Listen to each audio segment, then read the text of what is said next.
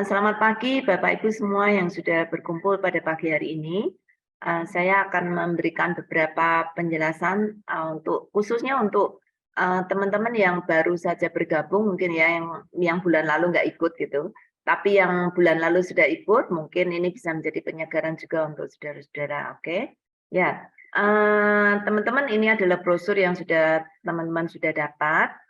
Kalau nanti misalnya setelah penjelasan ini merasa tertarik dan mungkin terpikir ada beberapa teman yang ingin diundang gitu ya, silahkan memakai brosur ini, bisa minta ke admin juga untuk bisa dibagikan baik untuk teman-teman di gereja atau teman-teman yang lain yang Bapak Ibu kenal yang mungkin cukup membutuhkan gitu untuk apa namanya topik yang sangat menarik ini untuk boleh dibahas bersama-sama.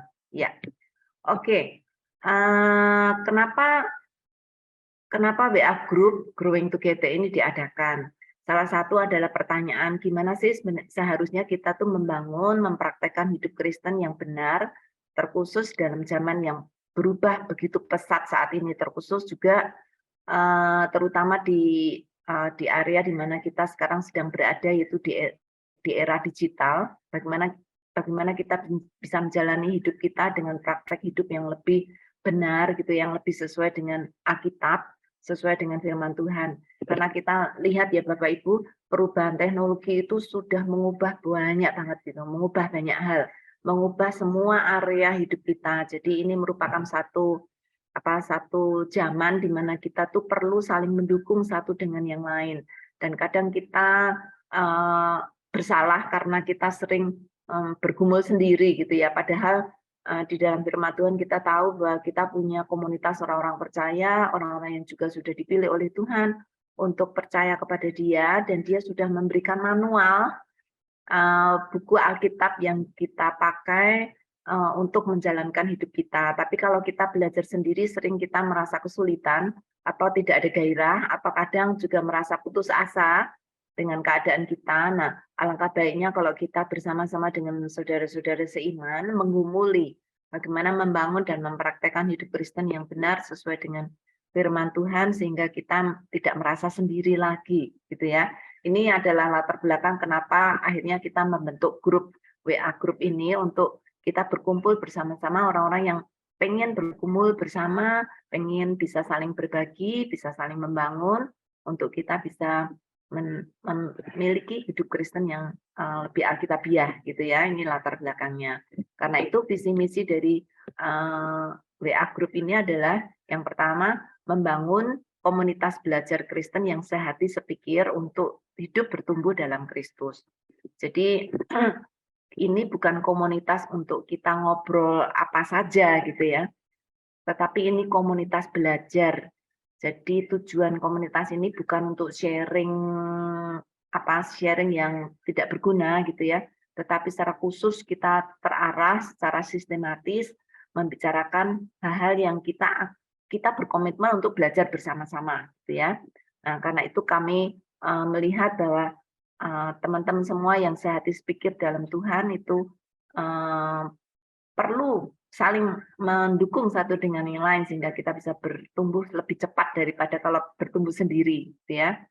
Nah, sedangkan misinya, cara kita mencapai visi ini adalah dengan di dalam grup ini kita berdiskusi bersama-sama tentang mendiskusikan tentang topik-topik kehidupan yang relevan, yang perlu kita pikirkan bersama supaya kita bisa hidup berpusatkan kepada Kristus dan berpusatkan kepada firman-Nya.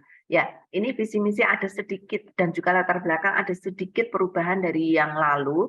Setelah kita melihat dan bergumul selama 1 bulan ini, kita melihat ada perlu perubahan sedikit-sedikit gitu ya, untuk semakin tajam dan semakin jelas. Ya, dasar firman Tuhan yang kita pakai untuk membuka WA Group ini adalah besi menajamkan besi, orang menajamkan sesamanya. Diambil dari Amsal 27 ayat 17. Saudara, kita sudah dipilih oleh Tuhan untuk menjadi saudara seiman dan kita bisa saling menajamkan satu dengan yang lain.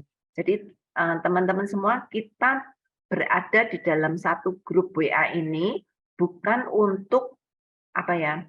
Bukan untuk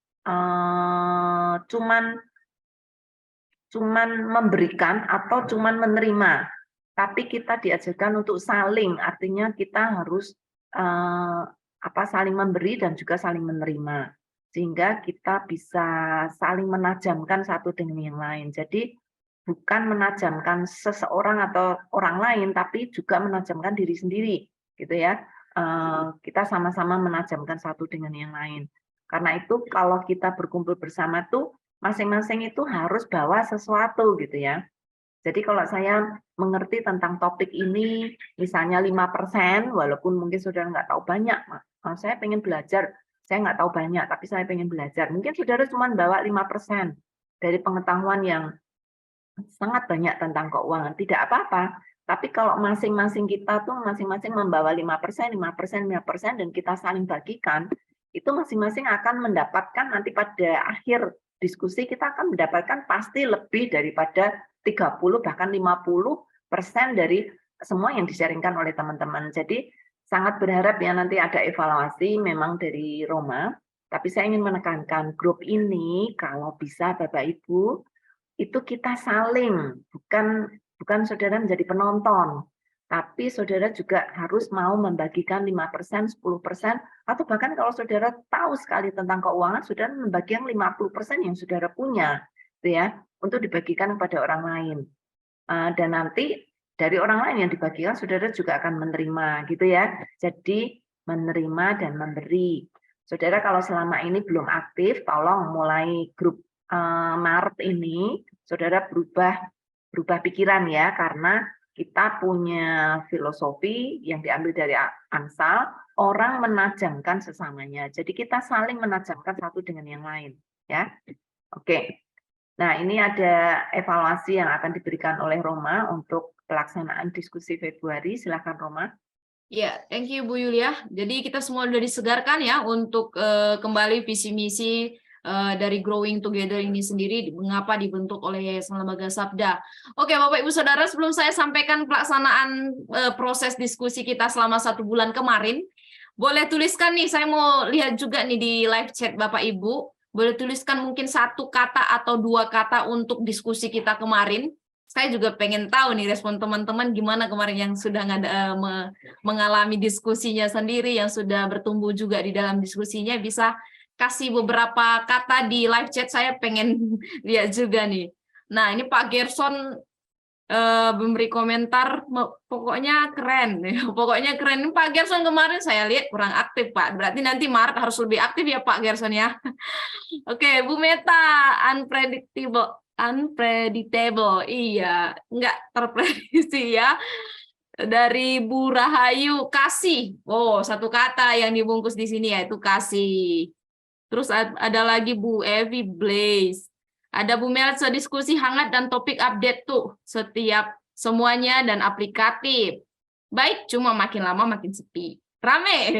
Lama kembali nih, Bu Lili makin lama makin sepi, kalau Bu Erika malah rame. Oke, jadi Bapak Ibu Saudara kemarin ya bisa share screen untuk selanjutnya, next. Jadi selama tanggal 30 Januari sampai tanggal 25 Februari, itu tepat sekali 1 bulan, dan itu 4 minggu kita melakukan diskusi dengan topik Growing in Love. Dan peserta itu terdiri dari 92 peserta ya. Bapak Ibu sudah tahu kita terdiri dari 92 peserta. Ini cuma peserta dalam Bapak Ibu. Kalau ditambah dengan teman-teman Sabda sebagai fasilitator sekaligus peserta itu lebih dari 100 ternyata kalau dikumpulkan. Jadi ada lebih dari 100 peserta, tetapi semua digabung di dalam satu grup diskusi. Nah, inilah kemarin dari semua yang sudah kita lakukan selama 1 bulan, ada banyak sekali evaluasi yang memberikan ternyata di dalam satu grup diskusi itu terlalu banyak untuk jumlah 100 orang. Jadi ada kemarin usulan untuk bisa membuat beberapa grup jika memang pesertanya cukup banyak gitu ya. Jadi ini secara proses selama 1 bulan yang terdiri dari 92 peserta ini, satu grup itu terlalu banyak. Itulah yang membuat di minggu-minggu awal sangat banyak sekali chat masuk sehingga kita sulit membaca semuanya. Apalagi minggu awal itu membahas tentang kasih Kristen sama kasih dunia. Itu saya lihat di situ, wah luar biasa dengan berbagi ayat, terus banyak merasa itu diskusinya itu banyak teori kemarin ya di minggu 1. Jadi sangat banyak sekali chat yang masuk, dan apalagi karena baru minggu pertama ya, itu wah, itu semua chat pada masuk, apalagi hari pertama itu, minggu pertama itu ketika saya yang fasilitator, wow, ramai sekali. Jadi untuk 100 orang ternyata chat yang bermasukan terus itu dari diskusi yang terus berlangsung itu sangat banyak. Jadi ini membuat beberapa peserta juga kesulitan untuk reply chat yang mana dulu gitu, karena pertanyaan fasilitator ada juga pertanyaan dari teman-teman yang menambahkan diskusi bisa semakin baik gitu. Nah, yang ketiga ada beberapa pertanyaan yang stuck karena peserta belum terbiasa mendiskusikan satu pertanyaan untuk beberapa hari. Ya memang kalau Bapak Ibu yang mengikuti kan saya kirimkan biasanya pertanyaannya hari Minggu malam, dan itu ada satu pertanyaan. Dan satu pertanyaan itu juga bisa didiskusikan memang selama beberapa hari, tapi tidak menutup kemungkinan pertanyaannya berkembang karena ada juga pertanyaan tambahan dari rekan-rekan peserta sendiri, dan biasanya ada pertanyaan yang kita tambahkan juga gitu di hari Rabu atau di hari Jumat gitu. Tetapi ternyata di hari Selasa kadang kalau sudah diskusi 2 hari dengan pertanyaan yang sama, ternyata akhirnya itu lagi yang didiskusikan gitu. Walaupun sebenarnya selalu ada hal baru yang didiskusikan ya, tapi mungkin apa ya, materinya lebih sama lagi gitu, agak sama yang didiskusikan karena pertanyaannya hanya satu gitu. Nah, jadi stuck beberapa hari dengan pertanyaan yang sama. Nah, yang keempat, peserta yang tidak aktif. Ini Bapak Ibu, setelah kita lihat keaktifan diskusi selama 1 bulan, ada 29 orang dari 92 yang tidak aktif.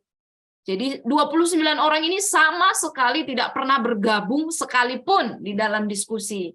Jadi ternyata terekam ya atau tercatat ya, iya, karena kita kan juga lihat keaktifan Bapak Ibu Saudara. Jadi dan ada beberapa orang dari 29 ini yang join atau ikut kembali di bulan Maret. Jadi harapannya nanti teman-teman yang tidak aktif selama 29 yang 29 ini dan beberapa yang daftar itu bisa kembali aktif untuk bulan Maret, dan yang aktif sekitar 40-an peserta. Ya ini juga cukup banyak gitu, karena ya walaupun lagi-lagi yang aktif hanya itu-itu saja untuk sekitaran 40-an gitu, tapi diskusinya tetap bisa berjalan dengan baik.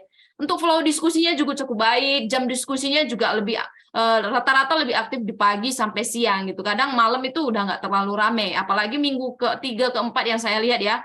Tadi saya setuju dengan Ibu Lina ya, di awal-awal sangat aktif sekali, makin lama makin sepi. Itu terlihat sekali minggu ke-3, minggu ke-4 itu malam itu bisa 1-2 chat aja yang masuk.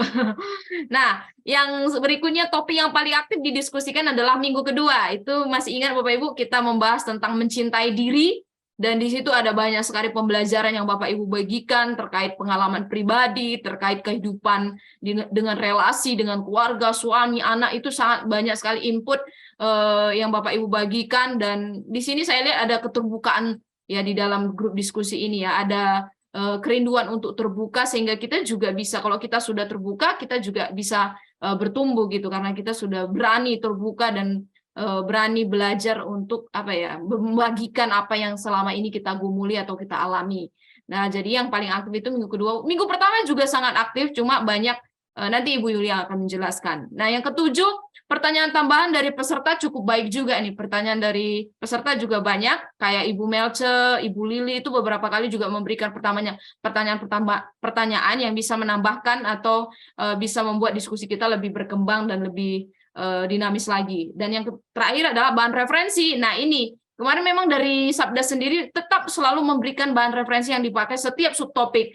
Tetapi kemarin kan sudah kita arahkan bahwa tidak menutup kemungkinan teman-teman yang ingin kasih referensi juga sangat boleh sekali dengan cara mengirimkannya dulu ke fasilitator. Tetapi di dalam pelaksanaannya ternyata ada beberapa teman-teman yang banyak, ada juga yang berbagi referensi, dan memang kalau bisa lebih banyak lagi gitu. Kelihatan yang paling banyak referensinya itu di minggu ketiga Bapak Ibu, topik Valentine. Mungkin karena jarang kita bahas ya, itu kemarin banyak cari sana sini tentang apa arti Valentine, sejarah dan lain-lain. Itu referensi yang paling banyak itu kemarin di hari Valentine.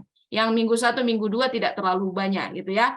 Jadi ini beberapa evaluasi yang kami lihat dari pelaksanaan diskusi sepanjang bulan Februari tentang Growing in Love. Jadi secara sistem, secara flow sangat baik sekali, tetapi memang yang paling diperhatikan memang satu grup kemarin terlalu banyak gitu. Nah, di sini saya tambahkan sedikit dari teman-teman ini. Bu Lina katanya kewalahan, Bu Anita Dian panasnya di awal. Ya, Pak Gerson saya aktif Kak sampai hampir debat sama Pak David Tobias. Wow, luar biasa sampai hampir debat ya. Debat kasih kata Bu Evi. Nah, asik kumpul sama orang-orang percaya Ibu Lani. Bu Vero lebih menyenangkan diskusinya, dapat saling bertumbuh dan memberkati. Karena Bu Pak Windra ternyata setuju ya, saya setuju karena terlalu banyak. Kedepannya perlu ada temu darat reuni untuk peserta diskusi Sabda. Wah, temu diskusi langsung. Wah, ini dari berbagai tempat di Indonesia, kita mau diskusi di mana, Bu? Di satu tempat, berarti di Jawa nih tengahnya. Bu Lili setuju, temu darat yuk. Kayaknya saya termasuk nih Kak Roma. Iya, Bu Erika juga kemarin ya. Tetapi Bu Erika menginfokan memang karena ada masalah keluarga ya, jadi tidak bisa aktif. Tapi masih bisa mengikuti. Bu Vero, wah luar biasa tim Sabda bisa merekam peserta diskusi yang banyak. Tentu saja Bu, kita selalu melihat keaktifan dari teman-teman. Jadi harapannya nanti untuk Maret ini bisa lebih baik lagi. Nah, selain dari pelaksanaan diskusi kelas, Ibu Yulia juga akan menyampaikan tentang secara konten ya, pelaksanaan dari isi dari masing-masing subtopik yang dibagikan dan kesimpulan dari diskusi kita sepanjang Februari. Silakan Bu. Tadi sebentar. Ya, Saudari Roma sudah memberikan evaluasi untuk pelaksanaan diskusi ya. Saya akan memberikan sedikit evaluasi untuk bahan diskusi yang sudah dilakukan. Kita melakukan diskusi selama 4 minggu, masing-masing minggu itu mendiskusikan topik besar yang berbeda, walaupun kadang-kadang di dalamnya akan ada banyak topik-topik kecil ya.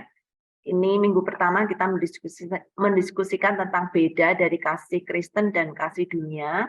Kemudian ada subtopik yang kedua itu mencintai diri, subtopik yang ketiga itu merayakan Valentine, itu minggu ketiga. Kemudian minggu keempat kita aplikasi dan evaluasi, ya. Nah, minggu pertama diskusi lebih teoritis dan terkesan adu wawasan, belum banyak berbagi ayat tentang kasih. Saya melihat memang ada banyak teman-teman yang saling menyodorkan wawasan. Saya kira cukup baik gitu ya, maksudnya pandangan masing-masing orang tentang kasih dunia atau kasih Kristen itu bedanya di mana iya. Tetapi flow diskusinya atau dinamika diskusinya belum jalan. Jadi seperti saling bersaing membagikan apa yang dia tahu gitu ya. Tetapi belum meresponi teman-teman yang sudah membagikan. Akan sangat bagus kalau ini menjadi diskusi. Jadi bukan satu arah, oke masing-masing melemparkan pendapat lalu ditinggal gitu. Enggak. Seharusnya akan sangat lebih baik kalau di dalam diskusi itu satu orang membagikan wawasannya, lalu yang lain menimpali pendapatnya gimana, setuju enggak, tidak setuju enggak, atau menambahkan dari apa yang ada sehingga tidak terkesan mengulang-ulang gitu ya, seakan-akan definisi tentang kasih Kristen itu diulang entah berapa puluh kali gitu karena masing-masing melemparkan apa yang dia tahu gitu ya. Jadi kedepannya akan sangat lebih baik kalau satu orang memberikan pendapat lalu yang lain menimpali gitu, meresponi apakah pendapat itu disetujui, kalau tidak kenapa, kalau setuju kenapa, atau mungkin saya setuju tapi ada tambahan sedikit gitu lalu diberikan tambahan. Jadi akan ada thread gitu ya, akan ada benang diskusi. Yang kemarin itu lebih banyak lempar. Nah, itu jadi banyak banget gitu ya. Sehingga tidak cukup memberi satu benang diskusi gitu. Ya. Jadi harapannya ke depan akan lebih baik kalau itu bisa saling merespon gitu ya. Nah, minggu kedua kita melihat peserta lebih terbuka. Ada banyak teman-teman yang sharing pribadi tentang keadaannya masing-masing, tentang situasinya, dan itu saya kira merupakan satu hasil kedekatan kita antar peserta. Ini sangat baik ya, karena harapan kita kan saling bertumbuh bersama, bukan masing-masing bertumbuh tapi di tanah yang sama, enggak gitu. Kalau bisa tuh saling bertumbuh, saling menolong satu dengan yang lain. Jadi ketika terjadi keterbukaan di antara pribadi, peserta di dalamnya itu sangat baik, sehingga kita bisa saling tahu, selain itu juga kita saling menolong gitu, satu dengan yang lain. Nah, karena itu diharapkan, karena ini tadi dikatakan ya, kelompok ini, Growing Together ini kelompok tertutup, artinya apa? Bukan hanya kita nggak tambah orang anggota setelah kita dibuka, enggak. Tetapi juga tertutup tuh artinya kita tidak akan membagikan apa yang menjadi sharing pribadi itu keluar. Kita membagikan berkatnya boleh, tetapi tidak membagikan kasus-kasus, oh si itu gini, enggak gitu ya. Ini tertutup artinya semua akan kita simpan di sini. Berkatnya saja yang kita bagikan pada orang lain. Saya belajar bahwa begini gitu ya, bahwa hidup bersama itu tidak gampang. Jadi saudara membagikan berkatnya, bukan membagikan informasinya, informasi pribadi ke orang lain. Jadi saudara harap diingat ya, ini kelompok grup tertutup, sehingga saudara bisa bijaksana, sehingga hanya hal-hal yang menjadi berkat secara umum saja yang saudara bagikan pada orang lain, tidak perlu menyebut nama, tidak perlu menyebut kasus khusus gitu ya, tetapi menyebutkan berkat-berkat yang didapat dari situ dan bagaimana kita bisa saling menolong satu dengan yang lain. Dan ketika saudara belajar menolong, ini menjadi aset bagi saudara untuk bisa menolong orang lain, baik itu keluarga saudara atau orang-orang yang ada di gereja saudara.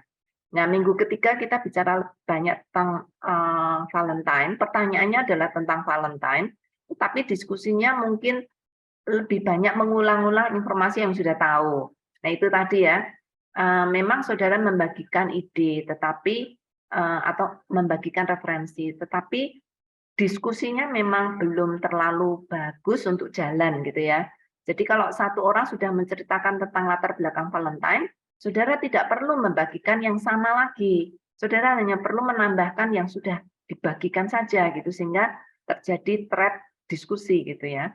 Ya. Nah, satu hal yang didapatkan dari diskusi minggu ketiga ini adalah ide-ide bagaimana merayakan Valentine, karena kita akhirnya tahu bahwa kasih itu tidak hanya terjadi atau membagikan kasih itu bukan hanya selama Valentine, tapi juga setiap hari kita membagikan kasih Kristus kepada orang lain.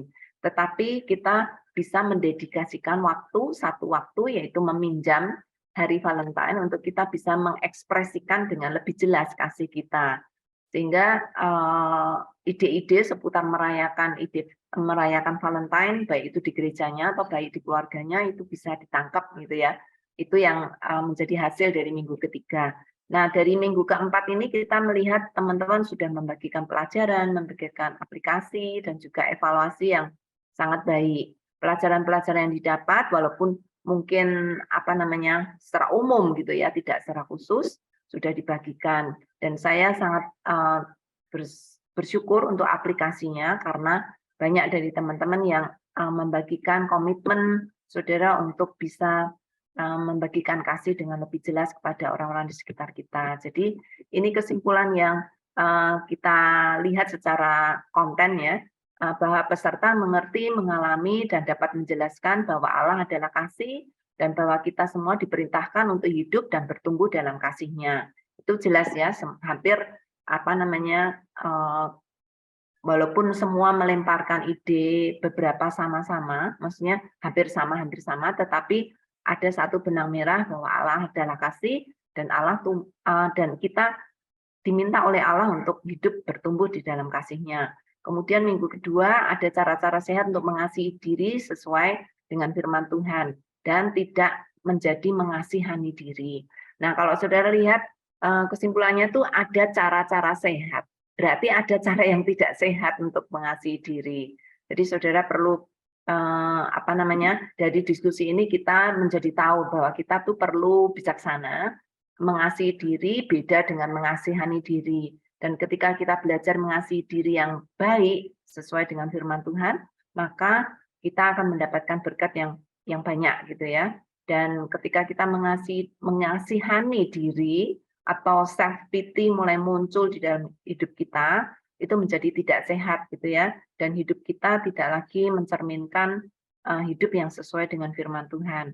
Jadi dalam topik ini saya merasa sudah cukup banyak gitu ya dilontarkan tentang ide-ide mengasihi diri, tetapi mungkin kurang dibahas tentang bagaimana kita mengorbankan diri untuk orang lain, seperti apa yang sudah dicontohkan oleh Kristus gitu ya. Nah, itu belum terlalu kelihatan. Lebih mengasihi diri itu supaya saya tidak dirugikan atau supaya saya bisa sehat dan baik dan segala macam, tapi belum mengasihi diri yang sesuai dengan 1 Korintus 13 gitu ya. Itu belum terlalu dalam dibahas. Sudah sih, sudah dibahas, tapi belum terlalu dalam dibahas. Kemudian yang minggu yang ketiga, banyak hari dan cara untuk mengekspresikan kasih pada era digital ini. Jadi ada banyak teman-teman yang sudah berbagi dan juga tadi saya katakan sudah tahu bahwa mengasihi itu bukan hanya pada hari Valentine, tapi ada banyak cara dan ada banyak hari yang kita bisa mengekspresikan kasih kita. Ya, terutama untuk orang-orang yang belum mengenal Allah, sehingga melalui kasih kita bisa memperkenalkan kasih Allah kepada orang-orang lain. Nah, kemudian minggu keempat dalam aplikasi dan evaluasi, saya melihat teman-teman sudah menjelaskan perlunya komitmen untuk mengaplikasikan kasih kalau kita benar-benar mengasihi Allah. Jadi kalau kita benar-benar orang yang dikasih oleh Allah, maka kita harus punya komitmen bagaimana mengaplikasikan kasih Allah itu di dalam hidup kita untuk menjadi berkat bagi orang lain. Nah, banyak teman-teman yang berkomitmen dan juga ingin memulainya dari keluarga, dari orang terdekat, dan juga orang-orang yang ada di sekitar kita, baik itu orang percaya atau tidak percaya. Itu mungkin kira-kira yang bisa saya berikan evaluasinya. Maaf terlalu global ya, karena banyak banget chattingan yang sudah masuk. Nah, saya akan masuk ke pengantar topik Maret. Jadi teman-teman yang kemarin sudah ikut Februari, cukup secara global cukup baguslah hasilnya gitu ya, cukup berhasil dan sesuai dengan visi dari grup ini. Tapi masih bisa dipertajam, masih bisa dimajukan lagi gitu ya, untuk mencapai target yang lebih luas gitu. Nah, karena itu kita melanjutkan dengan topik Maret yaitu keuangan. Ada beberapa teman yang bertanya ya, kenapa keuangan gitu. Nah, ini saya akan sharekan sedikit ya tentang keuangan. Kenapa kita memilih topik keuangan? Saudara, di Alkitab sendiri berbicara banyak banget tentang keuangan.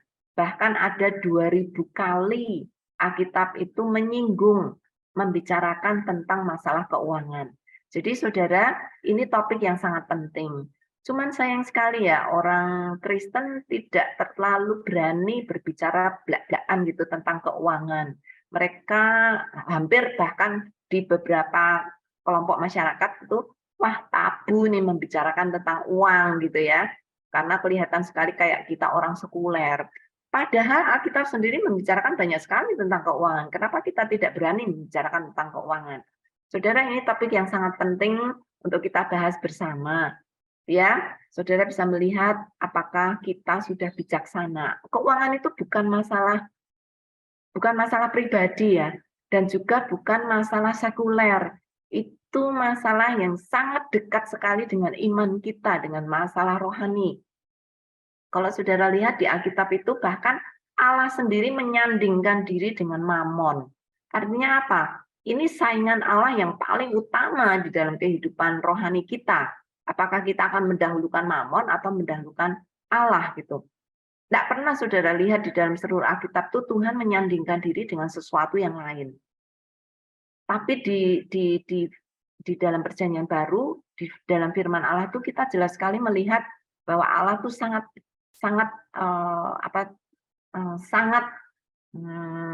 concern gitu ya dengan kehidupan orang-orang Kristen yang lebih mendahulukan mamon. Nah, kenapa? Nah, kalau kita nggak pernah membicarakannya, nggak pernah mendiskusikannya, bahkan tidak pernah saling menegur satu yang lain tentang masalah keuangan, kita mungkin tidak akan pernah belajar banyak. Karena itu kita dengan berani dari Yayasan Lembaga Sabda akan membahas topik yang sangat penting ini gitu ya, untuk kita bahas bersama.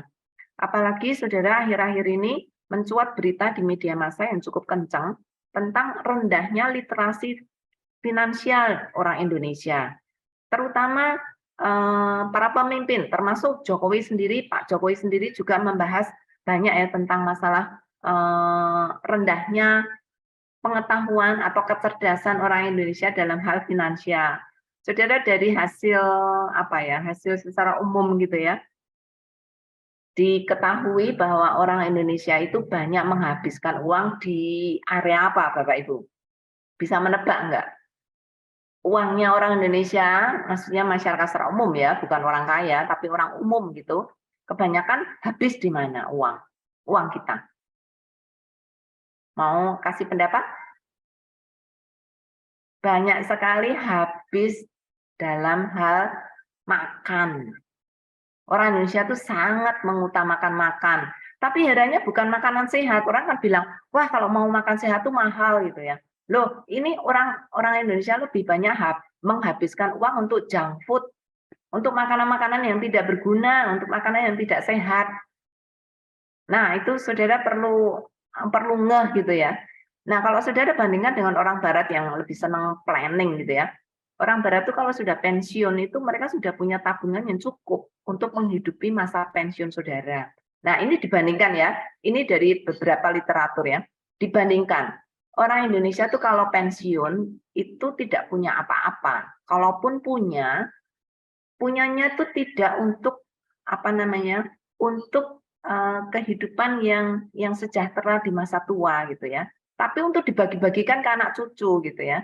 Karena pendapat apa? Bahwa apa namanya? Kalau ada dua pendapat ya yang bertantangan satunya. Yang satu berkata, kalau saya tua ya anak-anak saya wajib memelihara saya. Sehingga dia tidak perlu punya persiapan.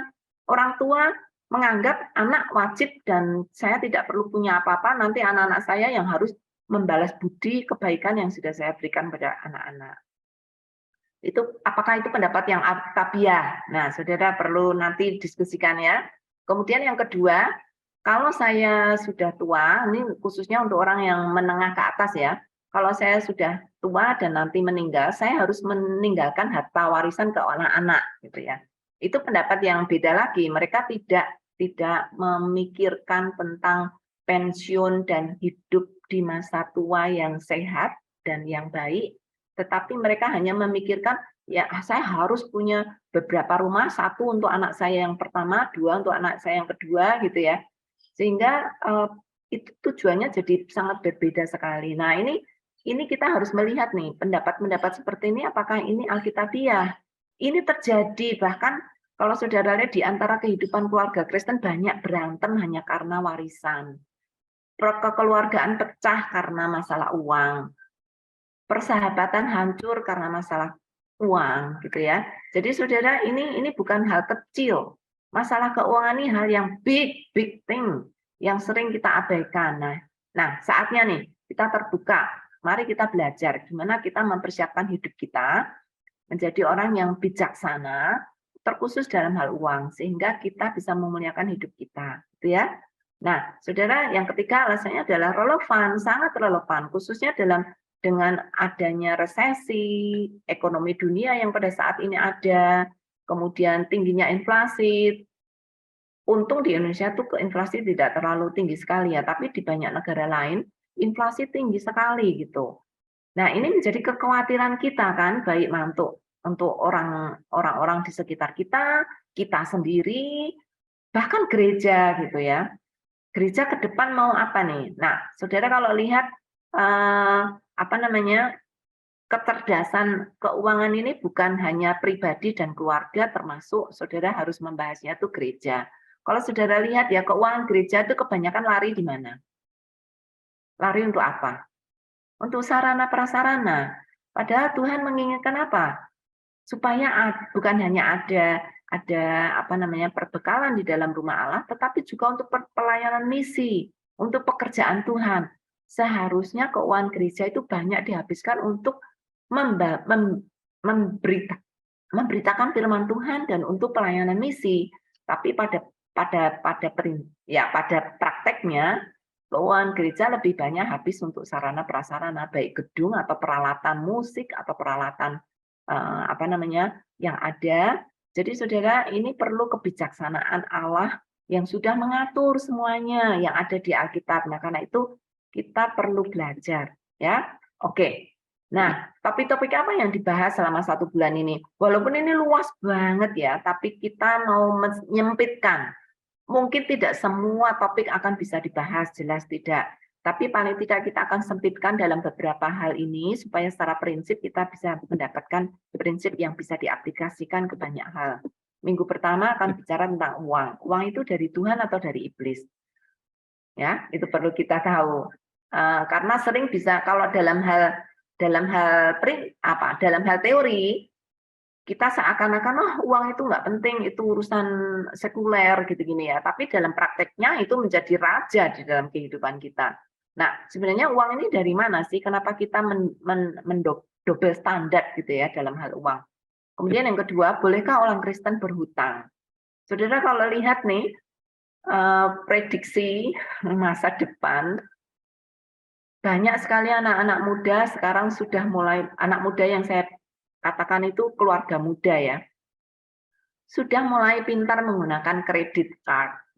Bijaksana tidak? Saudara, ya kredit card kan bukan berhutang, Bu. Berhutang, itu kredit itu namanya berhutang.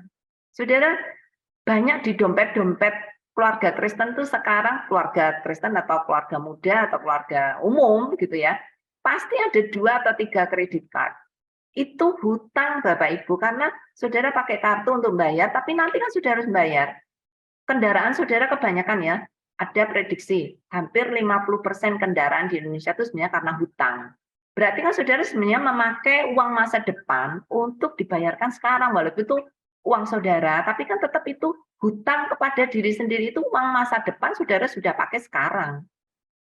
Nah, itu ya, boleh enggak? Nah, itu kita mungkin bahas bersama ya. Ketiga, Anda itu mengatur uang atau diatur oleh uang. Saudara diatur oleh uang atau mengatur uang? Uang itu menjadi raja dalam hidup saudara yang ngatur hidup saudara, atau saudara mengatur.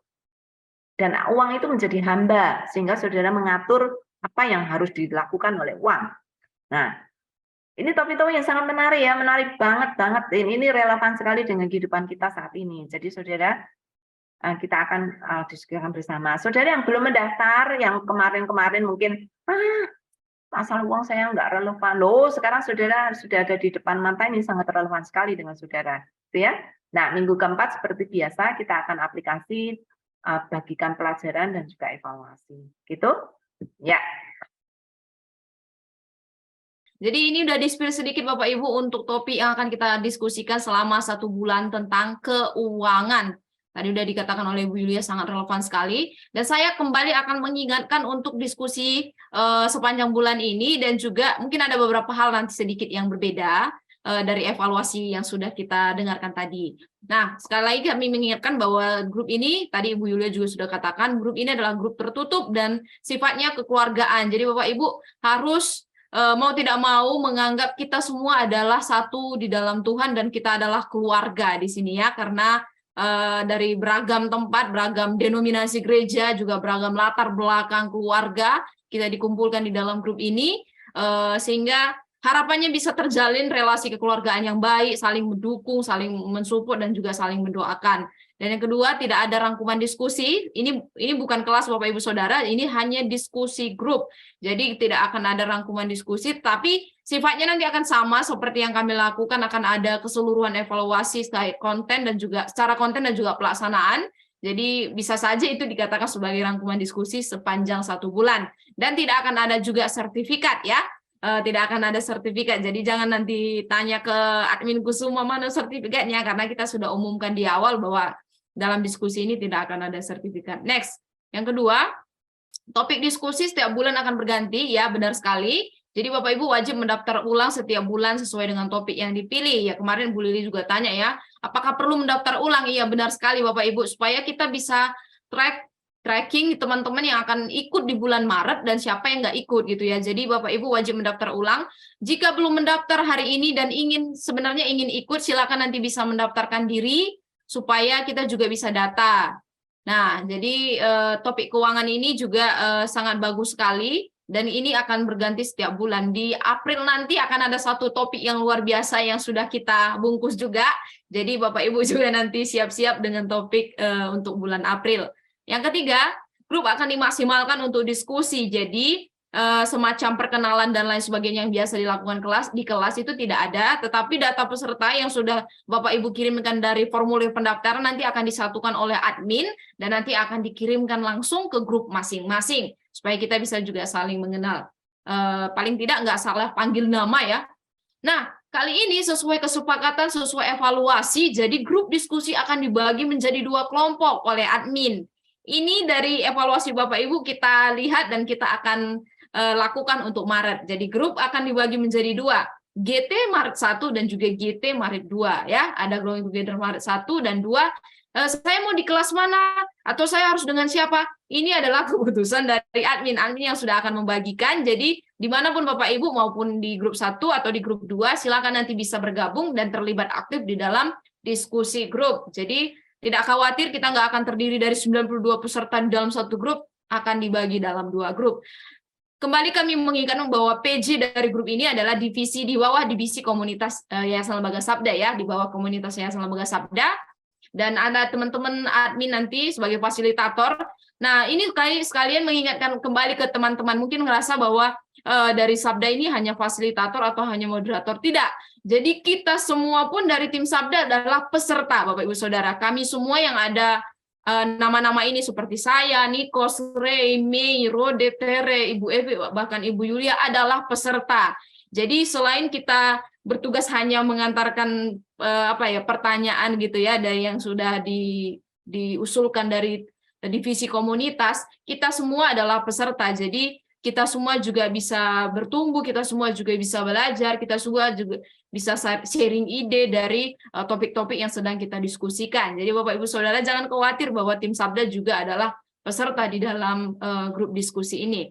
Nah, tadi seperti yang saya bilang di awal sekali bahwa kami juga mengharapkan dari Bapak Ibu bisa menolong sebagai fasilitator dari teman-teman sekalian, baik di grup diskusi nanti. Ada beberapa nama yang ingin tergerak sekali, sudah ingin langsung bisa mau menguasai kelas ya, membantu dari Sabda sebagai admin atau fasilitator. Silakan tulis nama Bapak Ibu, karena saya belum masukkan di sini nama-namanya ya. Jadi saya masih minta apakah ada yang bersedia, silakan nanti tulis di kolom live chat atau bisa kirim ke admin. Nanti nama-nama ini akan kita masukkan di sini sebagai fasilitator dari peserta sendiri gitu ya. Jadi diskusinya bisa aku cut sebentar?